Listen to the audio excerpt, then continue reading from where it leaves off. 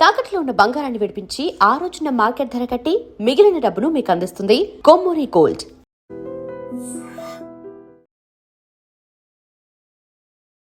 శ్రీమాత్రే నమః. శ్రీ గురుభ్యో నమః. మే 15 నుండి 31 వరకు ద్వాదశ రాశుల వారికి కూడా గోచార రీత్యా విద్యార్థులకు, గృహిణులకు, వ్యాపారస్తులకు, రైతులకు, రాజకీయ నాయకులకు, వృద్ధాప్యంలో ఉన్న వారికి విడివిడిగా ఎలా ఉండబోతుంది, ఏ గ్రహ సంచారం వల్ల వీరికి ఇబ్బంది కలుగుతుంది అనేటువంటి విషయాల్ని ఇప్పుడు మనం తెలుసుకుందాం. మకర రాశి వారికి సంబంధించి మే 15 నుండి 31వ తారీఖు వరకు ఎలా ఉండబోతుంది, వారికి ఎలాంటి పరిస్థితులు ఎదుర్కొంటారనేటువంటి విషయాన్ని ఇప్పుడు మనం తెలుసుకుందాం. మకర రాశి వారికి సంబంధించి ద్వితీయ స్థానంలో రాహుగ్రహ సంచారం, అలాగే తృతీయంలో శనిగ్రహ సంచారం, చతుర్థంలో కుజగ్రహ సంచారం, పంచమంలో బుధాదిత్య యోగం ఉన్న కారణం చేత ఈ యొక్క రాశి వారికి వారి యొక్క మాట తీరులో లేదా ఏకాగ్రతలో విద్యార్థులకు సంబంధించి అప్పుడప్పుడు ఇబ్బందులు రావచ్చు. ముఖ్యంగా పరిస్థితులు ఈ యొక్క విద్యార్థులు పరీక్షకు ఏవి చదివినా కానీ చిన్న చిన్న విషయంలో అనవసరమైనటువంటి విషయాల పట్ల ఆసక్తి పెరగడం వల్ల ఎక్కువ సమయం వృధా అయ్యే అవకాశం ఉంది.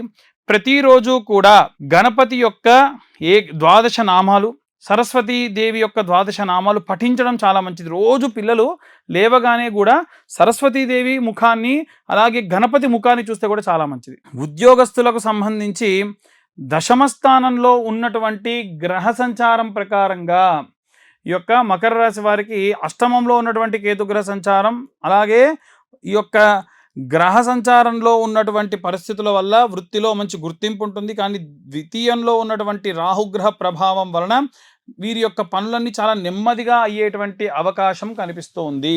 ఖర్చులు కూడా పెరిగేటువంటి అవకాశం కనిపిస్తోంది.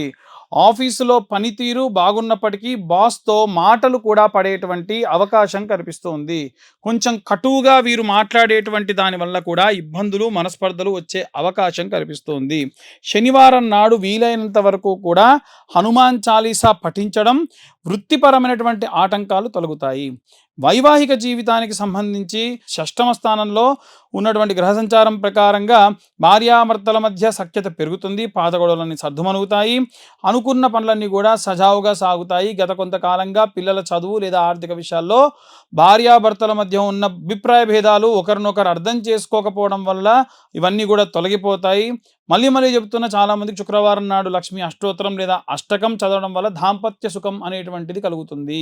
వివాహం కోసం ఎదురు చూసేటువంటి వారికి సంబంధించి గురుబలం ప్రకారంగా చూసుకుంటే 6వ స్థానంలో ఉన్నటువంటి గురుగ్రహ సంచారం వల్ల ప్రయత్నాలన్నీ కొలిక్కి వచ్చే అవకాశం ఉంది. గురువుతో శుక్రుడు కూడా గ్రహ సంచారం చేస్తున్న ప్రభావం వల్ల సంబంధాలన్నీ కూడా నిశ్చయమయ్యేటువంటి సూచనలు కూడా బలంగా ఉన్నాయి. అలాగే చుట్టాల ద్వారా వచ్చినటువంటి సంబంధాల్లో మొదట్లో కష్టం అనిపించిన చర్యల తర్వాత అనుకూలంగా అవన్నీ కూడా మారే అవకాశం ఉంది. వివాహ నిశ్చయం కూడా అయ్యే అవకాశం ఉంది. మంగళవారం నాడు సుబ్రహ్మణ్యేశ్వర స్వామికి ఆరాధన చేయడం మంచిది. చతుర్థ స్థానంలో రవి బుధయో వల్ల రైతులకు సంబంధించిన విషయానికి సంబంధించి వస్తే గనక చతుర్థ స్థానంలో ఉన్న కుజగ్రహ సంచారం వల్ల వీరు ఆశించినటువంటి దానికంటే మంచి ఫలితాలు లభిస్తాయి. భూమి కొనుగోలు లేదా అమ్మేటువంటి విషయాల్లో కూడా లాభం పొందే అవకాశం ఉంది. నీటి లభ్యత విషయంలో కాస్త ఆందోళన అవ్వచ్చు. నీరు సరిగ్గా రాకపోవడం, వేరే పంట నుంచి నీరు తీసుకోవడం, వాటి విషయంలో ఇబ్బందులు కలగవచ్చు. చివరి నిమిషంలో యంత్రాల సహాయంతో పంటలకు సంబంధించి విజయవంతంగా నీరు అందించే అవకాశం ఉంటుంది. సుబ్రహ్మణ్యాష్టకం, సుబ్రహ్మణ్య కరావలంబ స్తోత్రంతో అభిషేకం స్వామివారికి చేయించడం లేదా భూసూక్తంతో స్వామివారికి అభిషేకం చేయించడం, ఆ యొక్క పసుపుతో పారాయణం చేసిన పసుపుని తీసుకెళ్ళి మొత్తం చదువుకోవడం కూడా చాలా మంచిది. కుటుంబంలో శుభకార్యాలకు సంబంధించి గృహిణులకు సంబంధించిన విషయానికి వస్తే కుటుంబంలో శుభకార్యాలకు సంబంధించి చర్చలు జరుగుతాయి. అయితే ఆరోగ్యం విషయంలో ముఖ్యంగా ఆహార నియమాల పట్ల శ్రద్ధ వహించాలి. ఇంట్లో అతిథుల రాకతో పని ఒత్తిడి పెరిగే అవకాశం ఉంది. పిల్లల నుండి వచ్చేటువంటి శుభవార్త మీకు ఎంతో సంతోషాన్ని ఇస్తుంది. నిత్యం దీపారాధన చేసేటువంటి మహాలక్ష్మిని స్మరించండి. శ్రీమాత్రే నమః అన్న మంత్రాన్ని చదవండి. చాలా మంచి ప్రతిఫలం లభిస్తుంది. రాజకీయ సంబంధితమైనటువంటి రాజకీయ నాయకులకు సంబంధించి చాకచక్యంతో ప్రత్యర్థులను ఎదుర్కొంటారు. పబ్లిక్ మీటింగ్స్లో మీ ప్రసంగాలు ప్రజలను ఆకట్టుకుంటాయి. పార్టీలో మీకు వ్యతిరేకంగా ప్రచారం చేసే వాళ్ళు మీ మాట తీరుతో మరియు పనితీరుతో మౌనం పాటిస్తారు. ఇక మీ పట్ల చెడుగా మాట్లాడడం, ఎదురు మాట్లాడడం కూడా ఉండదు. నిత్యం ఆదిత్య హృదయం, ప్రతి రాజకీయ నాయకులకు సంబంధించిన ప్రతి రాశి వారికి చెప్తున్న విషయం ఏది, ఆదిత్య హృదయం పఠనం చేయడం వల్ల కీర్తి ప్రతిష్టలు పెరుగుతాయి. సినిమా, మాస్ మీడియా రంగాల వారికి శుక్రుడు అనుకూలత వల్ల నూతన అవకాశాలు లభిస్తాయి. సృజనాత్మకతను తగిన గుర్తింపు కూడా లభిస్తుంది. ఒక కొత్త ప్రాజెక్టు కోసం మీరు రాసుకున్నటువంటి కథ లేదా చేసేటువంటి పనులు, మీ ఐడియాలు ఒక పెద్ద సంస్థ నుండి ఆదరణ పొంది ఆర్థిక లాభం కూడా చేకూరుతుంది. అన్నపూర్ణాదేవి యొక్క స్తోత్రం పఠించడం వల్ల వృత్తిలో రాణిస్తారు. వృద్ధులకు సంబంధించి మానసిక ప్రశాంతత కోసం ఆధ్యాత్మిక యాత్రలు చేస్తారు. ఆరోగ్యం నిలకడగా ఉంటుంది. వీలైనంత వరకు కూడా మీ యొక్క బంధుమిత్రులతో ఏదైనా సరే ఫంక్షన్స్కి వెళ్తే అక్కడ మీరు వాళ్ళతో గడుపుతూ ఉంటారు. ఈ యొక్క పాత విషయాలన్నీ కూడా మీరు మళ్ళీ మళ్ళీ గుర్తు తెచ్చుకుంటూ ఉంటారు. అయితే వీలైనంత వరకు శని చాలీసా లేదా శని సంభావితమైనటువంటి అష్టోత్తర శతనామావళి లాంటివి కూడా చదవడం వల్ల శారీరక బాధ అనేటువంటిది తగ్గుతుంది. ప్రతికూల పరిస్థితులు తొలగుతాయి. ఇంకా ఇలా ఉన్నటువంటి ఎన్నో రకాలైన ప్రతికూల పరిస్థితుల నుండి బయటపడాలంటే ఏ రెమెడీస్ తీసుకోవాలి, ఏ మంత్రం చదవాలనే విషయాన్ని ఇప్పుడు మనం తెలుసుకుందాం. ఇప్పటి వరకు ఈ రాశి వారికి సంబంధించి ఉన్నటువంటి ప్రతికూల పరిస్థితులు, అనుకూల పరిస్థితులు చెప్పుకున్నాం. మరి ఏ రెమెడీస్ చేయాలి, విద్యార్థులు ఏం చేయాలి, గృహిణులు ఏం చేయాలి, ఇలా మనం ఒక్కొక్కల గురించి మాట్లాడదాం. విద్యార్థులు ముఖ్యంగా చేయాల్సిన పని ఏంటంటే రోజు బ్రహ్మీ ముహూర్తంలో లేండి. వీలైతే మీద దక్షిణామూర్తి స్తోత్రం ఒకరోజు, గణపతి స్తోత్రం ఒకరోజు, లేదా వీలైతే హయగ్రీవుడి యొక్క స్తోత్రం ఇలా 11 సార్లు చదవండి. మీరు ఉదయాన్నే గణపతి దగ్గర గరక తెచ్చి పెట్టుకోండి. బుధవారం కానీ లేకుంటే ఇంకే రోజులో అయినా సరే, ప్రతిరోజు చేసినా మంచిదే.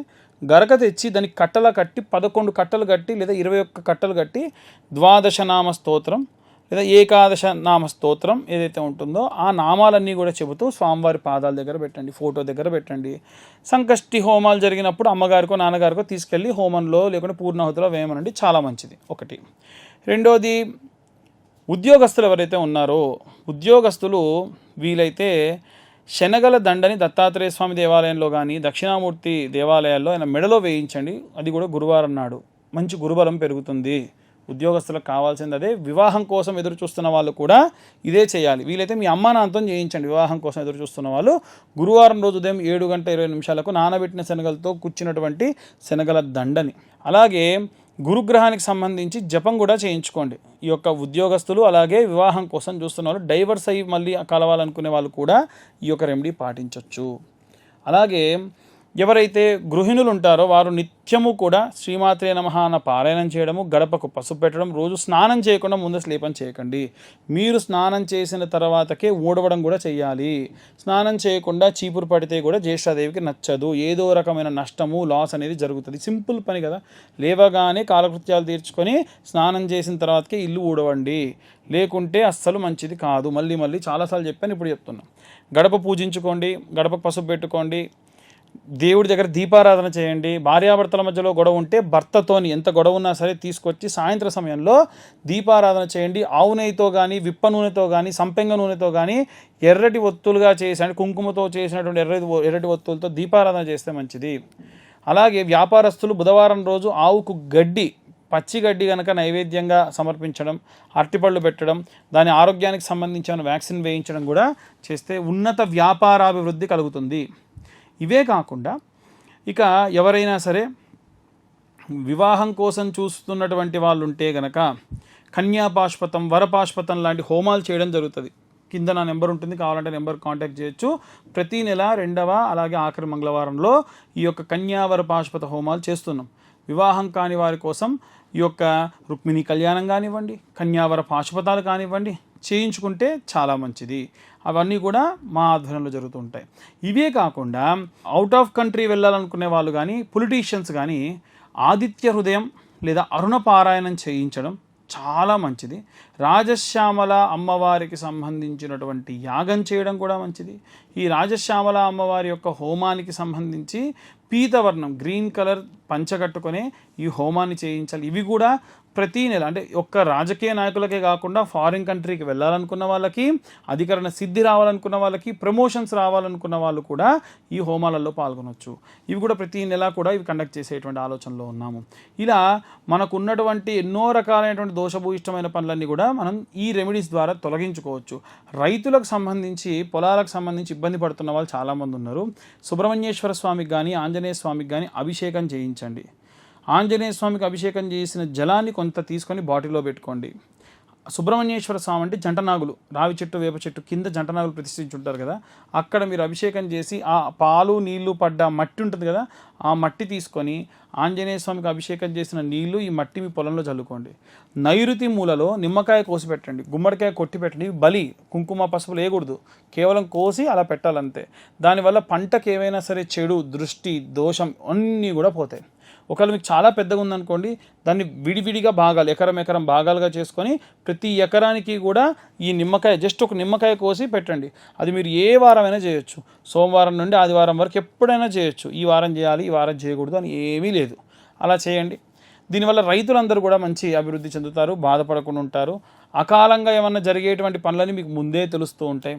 వృద్ధులు ఎవరైతే ఉంటారో వారందరికీ నేను పదే చెప్పాను, విష్ణు సహస్రనామ పారాయణం కానీ అలాగే వెంకటేశ్వర స్వామి యొక్క గోవింద నామాలు కానీ చదవడం మంచిది.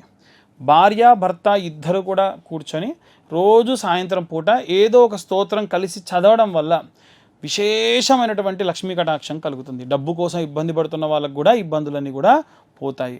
ఇక ఇవన్నీ కూడా గోచార రీత్యా చెప్పేటువంటి విషయాలు మాత్రమే. ఇన్ డీటెయిల్గా జాతకం కావాలనుకున్న వాళ్ళు మీ పేరు, మీ date of birth, time, place కింద ఉన్న నెంబర్కి వాట్సాప్ చేస్తే డీటెయిల్డ్గా 60-70 పేజీల్లో జాతకం మీకు చాలా విపులంగా ఇవ్వడం, తర్వాత డీటెయిల్గా దాని గురించి మాట్లాడడం కూడా జరుగుతుంది. సర్వే జనా సుఖినో భవంతు. స్వస్తి.